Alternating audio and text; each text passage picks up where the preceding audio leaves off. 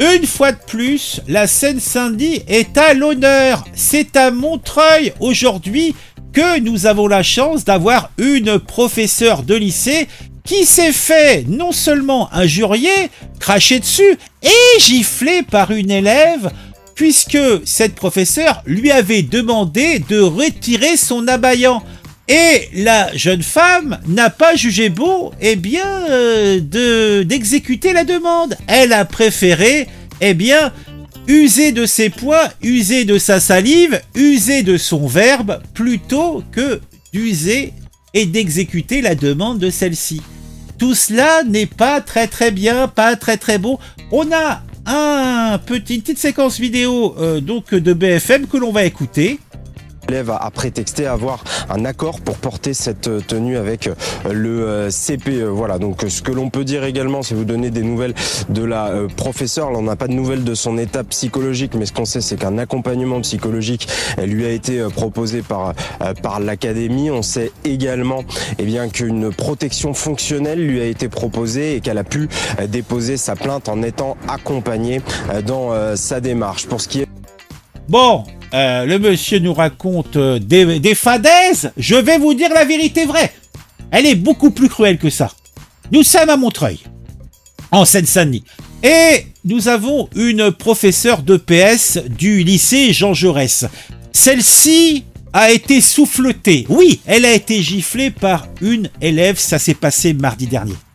Cette altercation a eu comme raison initiale la tenue de l'élève qui portait une abaya au sein de l'établissement scolaire. Un vêtement interdit dans les établissements scolaires publics depuis septembre 2023.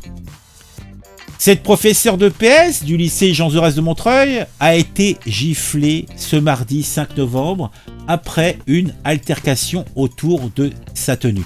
Selon les informations qui ont été collectées par BFM TV, cet élève portait une abaya, une tenue interdite. L'élève avait expliqué à la professeure que sa tenue était autorisée par le CPE, le CPE étant le conseiller principal d'éducation. Cependant, la professeure a refusé cette justification et lui a demandé de changer de tenue.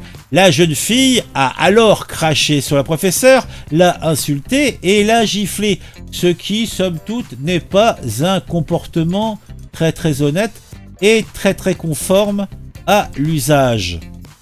Plainte, bien sûr, va être et a été déposée. Une plainte a été déposée au commissariat de Montreuil. L'enseignante a été accompagnée lors du dépôt de plainte par des équipes de l'établissement.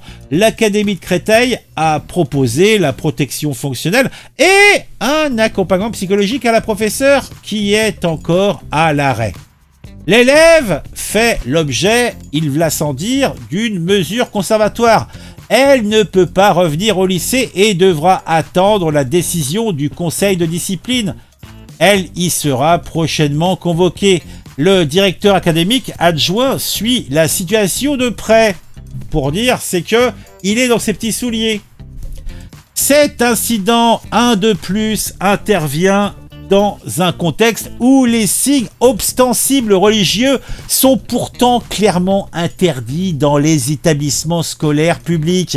La ministre de l'Éducation avait encore récemment affirmé que le port des signes ostensiblement religieux ont diminué de façon drastique en 2024. Alors je ne sais pas d'où attirent ces statistiques, mais si on suit un petit peu les faits divers, il semblerait que quand même il y ait beaucoup d'incivilités liées aux faits religieux dans les établissements scolaires.